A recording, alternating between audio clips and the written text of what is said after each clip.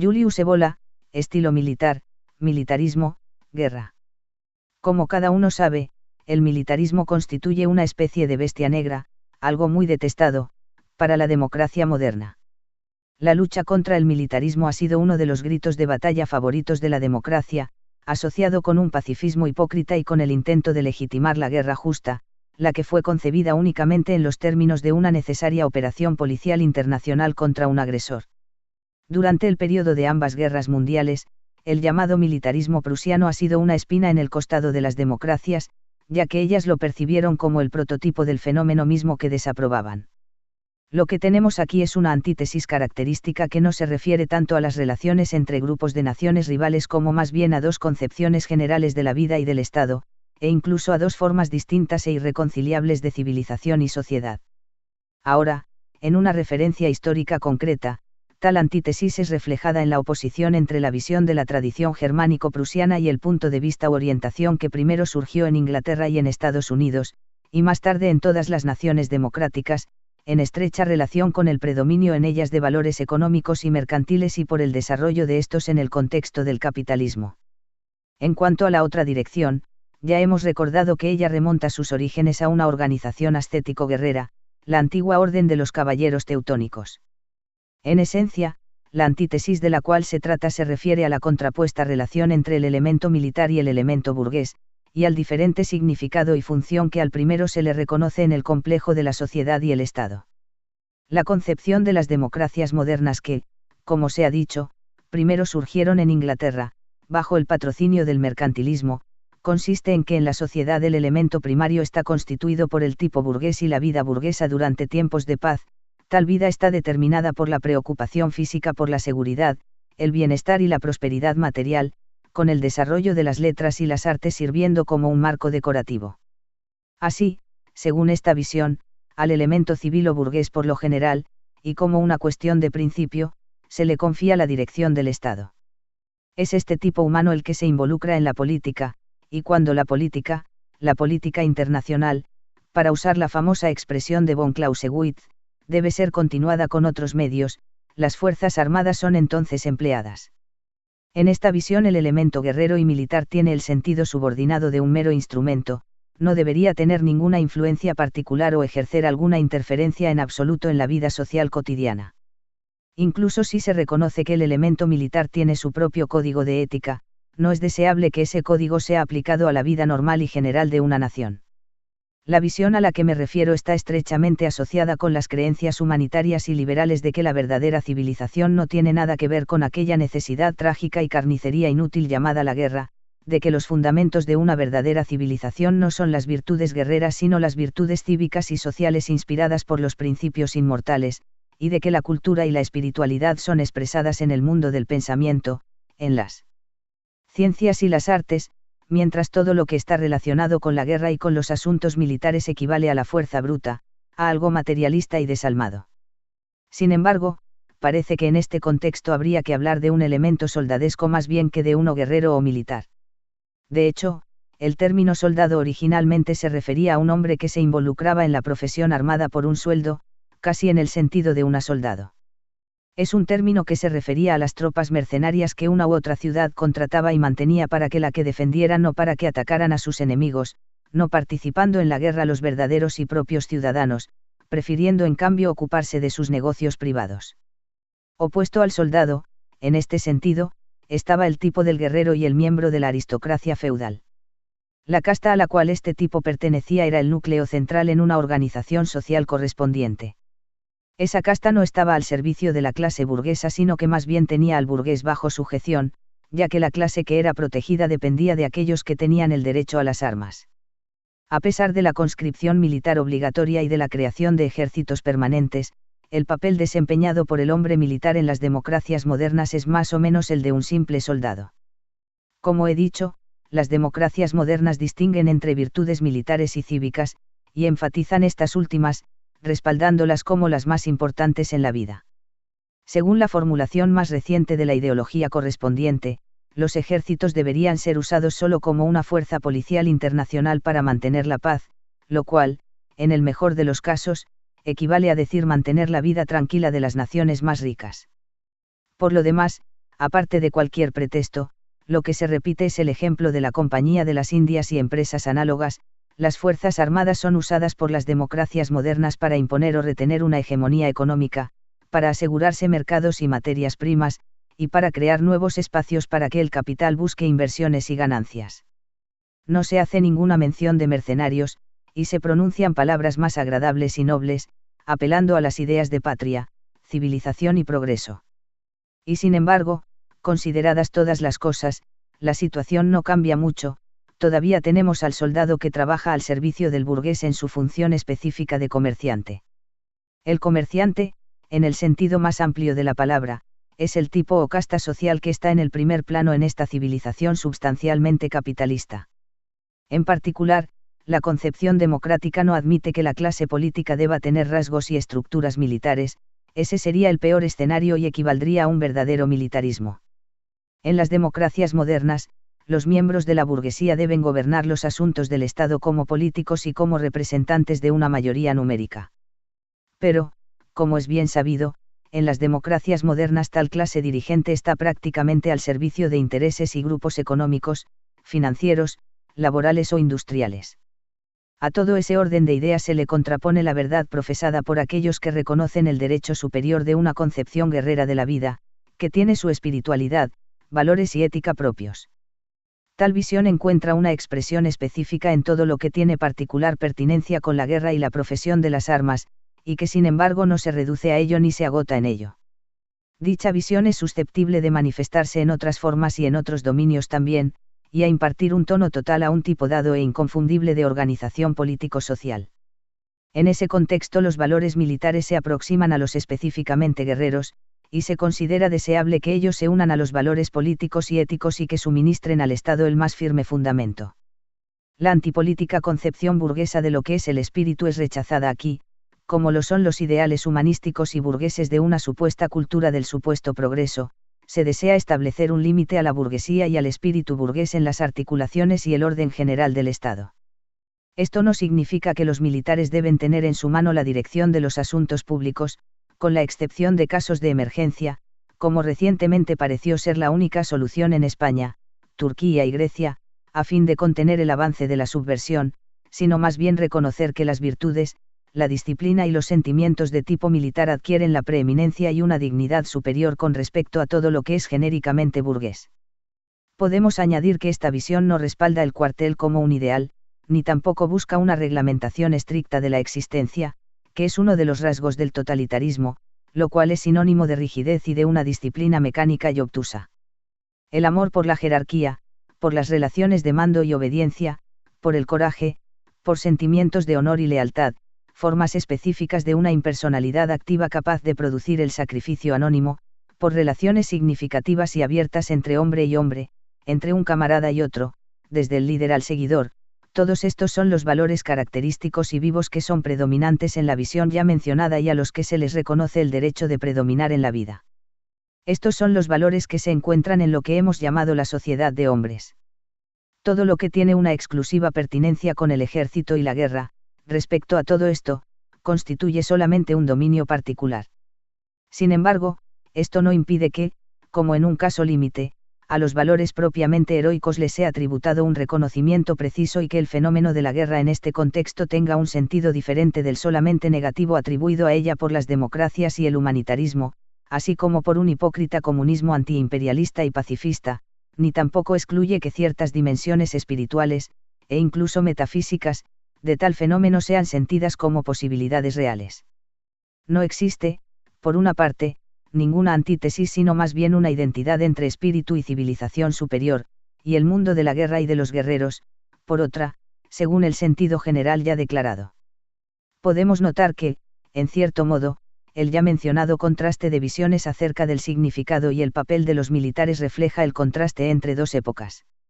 No repetiré lo que hemos expuesto más extensamente en otra parte, a saber, cuán frecuentemente encontramos en el mundo tradicional la interpretación de la vida como una lucha perenne entre poderes metafísicos, entre, por una parte, la fuerza uránica de la luz y el orden, y, por otra, la oscura fuerza telúrica del caos y la materia. El hombre tradicional anhelaba luchar esa batalla y vencer tanto en el mundo interior como en el exterior. Una guerra verdadera y justa en el plano externo reproducía en otros términos la misma lucha que tenía que ser emprendida dentro. Se trataba de una lucha contra fuerzas y gentes que en el mundo externo presentaban los mismos rasgos que los poderes que el individuo tenía que sojuzgar y dominar internamente, hasta que fuese conseguida una pax triumpalis. De esto se sigue una conjunción de la idea guerrera con la de una cierta ascesis, una disciplina interior y superioridad con respecto a sí, o control del propio yo, que aparece en varios grados en las mejores tradiciones guerreras y que permanece en el plano militar, en el sentido específico del término, con el auténtico valor de una cultura, en el sentido antiintelectualista del desarrollo y dominio del yo propio. Contrariamente a lo que la polémica burguesa y liberal afirma, la idea guerrera no puede ser reducida a un materialismo, ni es sinónimo de la exaltación del uso brutal de la fuerza y la violencia destructiva. Más bien, el desarrollo tranquilo, consciente, que domina el ser interior y la conducta, el amor a la distancia, la jerarquía, el orden, la facultad de subordinar el elemento pasional e individualista del yo a objetivos y principios superiores, sobre todo en nombre del honor y el deber, todos estos son los elementos esenciales de la idea guerrera, y ellos actúan como los fundamentos de un estilo preciso que en gran parte se ha perdido. Dicha pérdida ocurrió con el cambio desde los estados que son considerados como militaristas, en los cuales todo esto correspondía a una tradición larga y severa, a los estados democráticos y nacionalistas, en los cuales el deber de servir en las Fuerzas Armadas ha sustituido al derecho a las armas. Por lo tanto, la verdadera antítesis no es entre los valores espirituales y la cultura, por una parte, y el materialismo militarista, por otra. La antítesis es entre dos modos de concebir qué es lo que son realmente el espíritu y la cultura, y aquí debemos oponernos con resolución a la concepción democrática, burguesa y humanística del siglo XIX, la cual, en correspondencia con el advenimiento de un tipo humano inferior, ha presentado su interpretación como la única legítima e incuestionable. En realidad, ha habido todo un ciclo de civilización, sobre todo en las áreas indoeuropeas, en el cual los elementos, los sentimientos y las estructuras de un tipo guerrero análogo eran determinantes en todos los ámbitos de la existencia, hasta e incluyendo la esfera del derecho familiar y aristocrático, mientras que los factores de un carácter naturalista, sentimental y económico estaban limitados. La idea jerárquica ciertamente no se agota en la jerarquía de base militar o guerrera. La forma más original de la jerarquía es definida con valores de un orden esencialmente espiritual. Etimológicamente, la palabra griega para jerarquía, hieros, significa soberanía de lo sagrado. Sin embargo, debe señalarse que en muchas civilizaciones incluso las jerarquías con un fundamento espiritual se basaron en jerarquías que eran más o menos viriles y guerreras o que reproducían al menos exteriormente su forma. Así, cuando el nivel espiritual original no podía ser mantenido, las estructuras jerárquicas de un tipo guerrero constituyeron la estructura de los principales estados, sobre todo en Occidente. El prusianismo, esta bestia negra de las democracias, no debería por lo tanto ser considerado como la anomalía de un cierto pueblo, al contrario, en ello debemos ver el mismo estilo que, gracias a un conjunto de circunstancias favorables, fue preservado, en base a un ideal general de la civilización y la cultura, de una manera más o menos definida hasta tiempos recientes en países germánicos, como un intolerable residuo oscurantista, según los exponentes progresistas de esta época.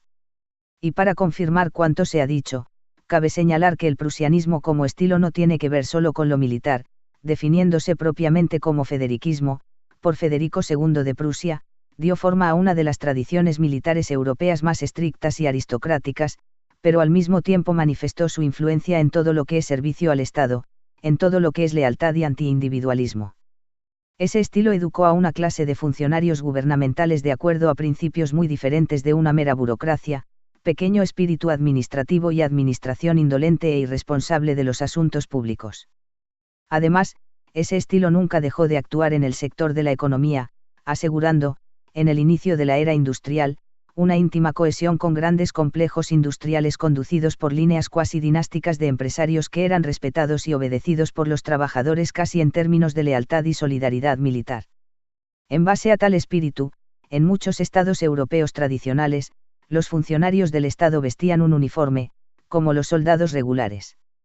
Así, en la polémica acerca del sentido del elemento guerrero y militar se refleja la antítesis entre dos épocas. Además, en ello se revela adicionalmente la polémica entre los dos componentes de un organismo real, la parte social y la parte política. La democracia antimilitarista es la expresión de la sociedad que, con sus ideales físicos de paz o, como máximo, de guerras defensivas para mantener la paz, se contrapone al principio político, es decir, al de la sociedad de hombres, la fuerza formadora del Estado que siempre ha dependido de un elemento guerrero o militar, que tenía sus propios otros ideales, no físicos sino de honor y superioridad. Por lo tanto, sigue siendo una sospecha de fenómenos regresivos y de la agresiva aparición de elementos inferiores, ya estudiada por nosotros, lo que se ha concretado, en el plano internacional, en la ideología democrática movilizada durante las dos guerras mundiales. Aparte de esto, desde un punto de vista práctico debemos reconocer que en tiempos modernos, ya que la sensibilidad con respecto a los valores y a la dignidad puramente espirituales en gran parte se ha atrofiado entre los pueblos occidentales, espiritual en un sentido tradicional, no intelectualista o cultural, el modelo de una jerarquía militar, a pesar de no ser el más alto ni el original, es casi lo único que todavía puede suministrar la base y actuar para enfatizar los valores jerárquicos en general, y así salvar lo que todavía puede ser salvado. Aquel modelo todavía conserva un cierto prestigio, y ejerce una cierta atracción sobre cada tipo humano que no está todavía completamente desintegrado y socializado. A pesar de cualquier propaganda antimilitarista que culmina en los actuales disidentes, los escuálidos invertebrados llamados objetores de conciencia, hay una dimensión heroica en el alma occidental que no puede ser totalmente extirpada. Tal vez todavía es posible apelar a esta dimensión por medio de una adecuada visión de la vida. En relación a esto, una consideración adicional tiene que ver con una actitud general y un cierto nivel de tensión, que en muchos sectores de la vida contemporánea se hacen necesarios, con el efecto de relativizar la diferencia entre tiempos de paz y tiempos de guerra. No aludimos a las luchas entre partidos políticos, que son fenómenos que se refieren solo a un periodo de decadencia y ausencia de la idea del Estado, se trata más bien de todos aquellos aspectos de la vida moderna que, a fin de ser dominados y no tener consecuencias destructivas en el individuo, requieren una asunción completa de la propia posición de alguien, un estar en el lugar que, como el soldado, no se abstiene de convertir el riesgo y la disciplina en una parte integrante del modo de ser. En este caso, también, tenemos una actitud opuesta a la del hombre burgués.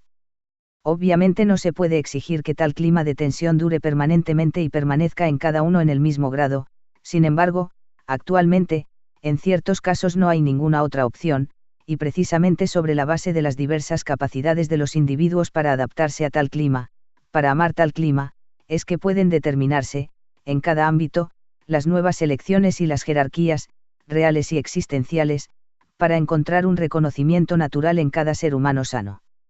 Es obvio entonces que las naciones en las cuales premisas similares son suficientemente implementadas estarán no solo mejor preparadas para la guerra, sino que también serán aquellas en las cuales la guerra adquirirá un significado superior.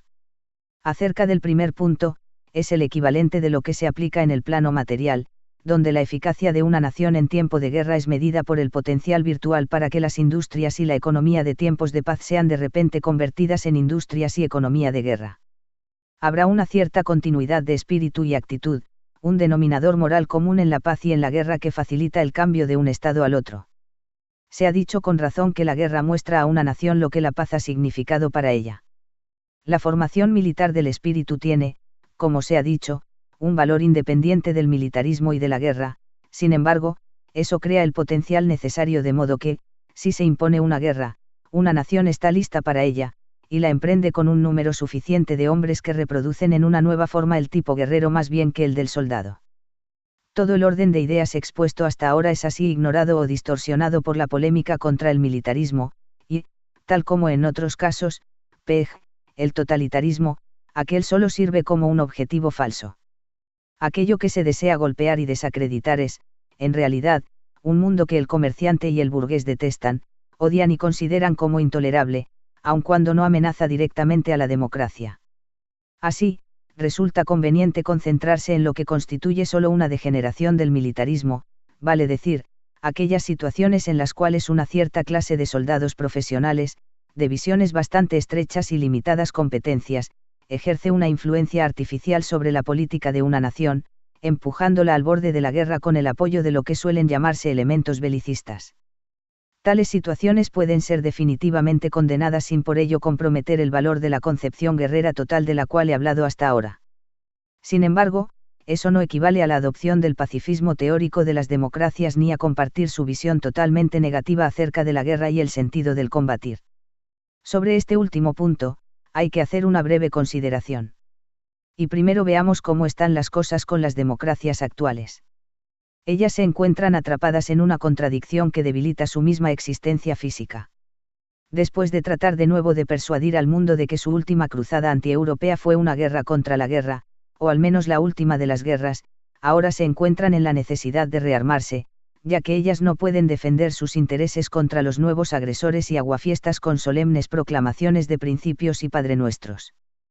Por lo tanto, la situación es la siguiente: las democracias teóricamente siguen desaprobando la guerra, concibiéndola solo en términos de defensa y agresión, aborreciendo el militarismo, y casi identificando al guerrero como un criminal, y a pesar de todo, con tales desmoralizantes y derrotistas visiones ideológicas, ellas deben armarse para hacer frente a sus nuevos adversarios, a saber, el mundo del cuarto estado, organizado en un bloque poderoso por el comunismo. Ciertamente, el ideal para estas democracias sería encontrar a alguien que emprendiera la guerra por ellos, como sus soldados, en el sentido de asalariados, limitándose ellas a suministrar los armamentos, la financiación, y una difundida propaganda, empleando lemas como defensa del mundo libre, defensa de la civilización, etc. Pero tal propaganda pierde credibilidad de día en día. Además, no deberíamos abrigar demasiadas ilusiones acerca del valor de una superioridad técnica e industrial, a menos que sea totalmente aplastante, cuando entre las tropas combatientes no se encuentra la contraparte de un factor moral y, en general, del espíritu guerrero. Finalmente, no siendo ya fácil encontrar a alguien lo bastante ingenuo que crea en la última de las guerras y que sea tan altruista como para arriesgar o sacrificar su vida en favor de aquellos que vendrán después de él a la hipotética e idílica era democrática sin más guerras, se presenta la situación del hombre que se ve obligado a luchar, mientras toda su formación mental burguesa y democrática le hace odiar la guerra y concebirla como el peor de los flagelos, como algo que aporta solo ruina y toda clase de miserias. La mejor posibilidad será la de luchar de desesperación a fin de salvar la propia vida, por no decir la billetera, ya que las democracias plutocráticas hoy nos hacen pensar en la situación de alguien que, enfrentado a la alternativa de entregar la bolsa o la vida, prefiere arriesgar finalmente su vida más bien que entregar la bolsa. Donde, por lo tanto, no queda más que combatir por lo propio, es decir, donde los que luchan son elementos directamente amenazados y empujados con su espalda contra la pared más o menos en estos términos existenciales, podemos ver a qué callejones sin salida conduce hoy el democrático antimilitarismo. La civilización del comerciante y el burgués que alaba solo las virtudes cívicas y que identifica el estándar de valores con el bienestar material, con la prosperidad económica, con una existencia segura y conformista basada en el trabajo, la productividad, los deportes, las películas y la sexualidad, tiene como efecto la involución y la extinción del tipo guerrero y del héroe, quedando únicamente el hombre militar como material humano, cuyo desempeño en el campo de batalla es muy problemático debido a la ya mencionada carencia del factor interior, a saber, de una correspondiente tradición y visión guerrera de la vida. Sin embargo, podemos preguntarnos si, después de las recientes experiencias, no se ha tenido suficiente, o si uno debería olvidar lo que implica una guerra total moderna. Además, podemos recordar la naturaleza técnica extrema de una guerra de tal género, que la hace aparecer no tanto como una guerra del hombre contra el hombre sino más bien como una guerra de la máquina, del material, y de todo lo ideado por una ciencia puesta al servicio para objetivos de la destrucción radical contra el hombre. Podemos preguntarnos, en tal guerra, ¿qué margen le queda al tipo tradicional del guerrero y del héroe? La respuesta es que lo que está en juego aquí es lo que los asiáticos llaman karma. Al hombre moderno no le queda ninguna otra opción. Podemos estar ciertamente de acuerdo con la opinión de Ernst Junger, según la cual el hombre moderno, al crear la tecnología para dominar la naturaleza, ha firmado un pagaré que no está sujeto a descuento, y además a través de un tipo de guerra en la cual la tecnología se vuelve contra él y lo amenaza con la destrucción no solo física sino también espiritual. Es significativo que Junger no haya sido un simple escritor sino también un oficial, un voluntario combatiente, herido muchas veces, y condecorado, entre otras, con la máxima medalla alemana al valor.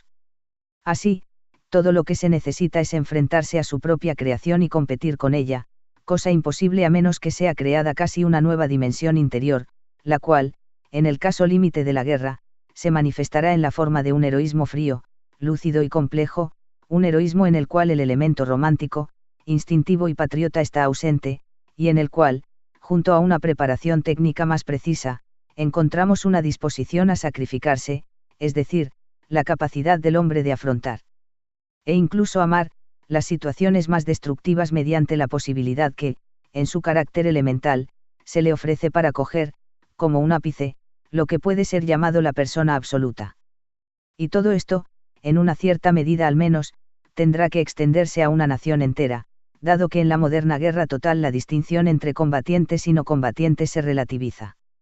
Se puede decir, por lo tanto, que la guerra moderna conducirá solo a una transformación de la disposición heroica, y que su naturaleza cada vez más técnica constituirá una especie de prueba de fuego, donde tal disposición asume una forma esencial, se purifica y casi se desindividualiza, uniéndose a formas particulares y complejas de control, de lucidez, de dominio. Tal presuposición de heroísmo puramente espiritual y simple, es quizá la única que es todavía posible. Naturalmente, en estos términos el heroísmo asume un valor autónomo como pura experiencia, como realización individual. Ahora las circunstancias en los tiempos modernos parecen tales que aquellos que todavía quieren ser héroes y guerreros deben colocar esos valores en un primer plano. En una novela escrita durante el clímax de la Segunda Guerra Mundial, un personaje termina diciendo, es un lujo poder luchar por una causa justa. Este es un testimonio significativo acerca de la profunda desconfianza que se ha difundido en cuanto al trasfondo ideológico de las recientes guerras, un trasfondo formado por mentiras y ficciones. Así, bien puede darse que las guerras muestren cada vez más los supuestos caracteres atribuidos a ellas por cierta sociología, rasgos similares a aquellos de los fenómenos elementales e inevitables de la naturaleza, y el resultado es la relativización del significado y el valor de la causa en nombre de la cual, en un caso u otro, se lucha. Se puede pensar que concebir el asunto en estos términos, que tienen un efecto desmoralizante y derrotista, no podrá ser evitado. Por supuesto, será así, pero solo en aquellos que tienen una actitud pasiva frente al fenómeno de la guerra y que en su espíritu son simplemente burgueses. Para otros, se tratará solo de invertir la relación desde los medios al fin, el valor de la causa consistirá en su susceptibilidad para convertirse, a su vez, en un simple medio, para la realización de la experiencia como valor autónomo. Más allá de toda destrucción, de toda ideología y de los ideales, esta realización permanecerá como una cosa intangible e inalienable. Sin embargo, no es la visión de la vida respaldada por las democracias modernas la que propiciará esta eventual inversión de perspectivas. Los tiempos que nos esperan, a pesar de la euforia por la segunda revolución industrial, hacen muy probable que permanecer de pie espiritualmente y perdurar incluso más allá de pruebas y destrucciones extremas será posible solo en tales condiciones. Como un último punto, notaremos que la situación ya mencionada podría, en cierta medida, propiciar un retorno al estilo que ha sido propio de los estados guerreros y que se perdió en la época de las democracias, las revoluciones y el nacionalismo. Para una tradición guerrera, e incluso para una franca tradición militar, el odio es desconocido como la base de la guerra. Se puede reconocer la necesidad de luchar e incluso de exterminar a otro pueblo, pero eso no implica el odio, la cólera, la animosidad y el desprecio por el enemigo. Todos esos sentimientos, para un verdadero soldado, son una cosa degradante. Para combatir él no necesita ser motivado por tales bajos sentimientos, ni tampoco necesita ser exaltado en base a una propaganda, una retórica llena de humo y mentiras. Todas esas cosas han entrado en juego con la plebeyización de la guerra, ya que los hombres que han sido formados por una natural tradición guerrera o militar aristocrática han sido colectivamente sustituidos por la nación en armas, es decir, por las masas reclutadas indiscriminadamente por una conscripción obligatoria, mientras que paralelamente el Estado tradicional comenzó a desaparecer y surgieron los Estados nacionales, movidos por pasiones, odios y orgullo propio colectivos. A fin de movilizar a las masas, es necesario intoxicarlas o engañarlas, con el resultado, de hecho, de envenenar la guerra con factores pasionales, ideológicos y propagandísticos que le han conferido y le siguen confiriendo el carácter más atroz y deplorable. Los estados tradicionales no tuvieron necesidad de eso. Ellos no necesitaron crear un patos chauvinista ni casi una psicosis a fin de movilizar a sus tropas e incrementar su moral. Para eso bastaba el principio puro del imperium y la referencia a los principios de la lealtad y el honor. Objetivos claramente definidos eran establecidos para una guerra necesaria que era emprendida en una manera desapegada, para que no dejara una huella de odio y desprecio entre los combatientes. De esto se puede ver que también en este aspecto las perspectivas se invierten. En la época de las democracias la guerra misma es degradada y acompañada por una exasperación y un radicalismo que eran desconocidos en la época del presunto militarismo y de los estados militares.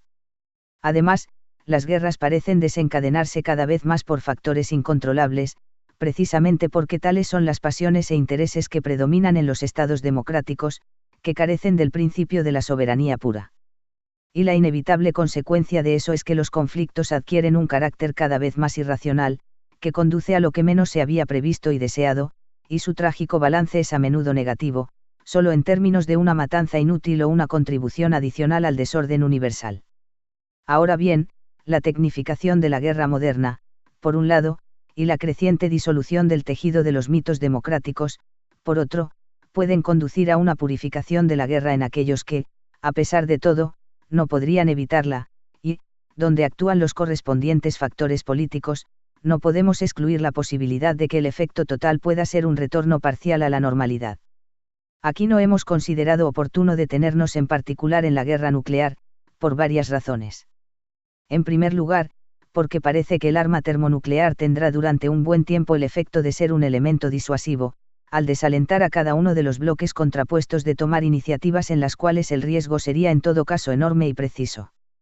En segundo lugar, el uso parcial de esas armas implicará además inevitablemente, como un complemento, una guerra emprendida con armas convencionales, en un complejo para el cual las consideraciones presentadas hasta ahora son todavía en general válidas. El caso límite de una guerra nuclear total, a la cual se le suelen asociar visiones apocalípticas, puede ser descartado, porque eso sellaría, en la economía cósmica, el destino de toda una civilización condenada. Tampoco deberíamos considerar aquí la idea de un Estado mundial o universal como alternativa utópica desde el momento en que, después de posteriores colapsos, la nivelación completa de la humanidad se ha convertido en un hecho consumado.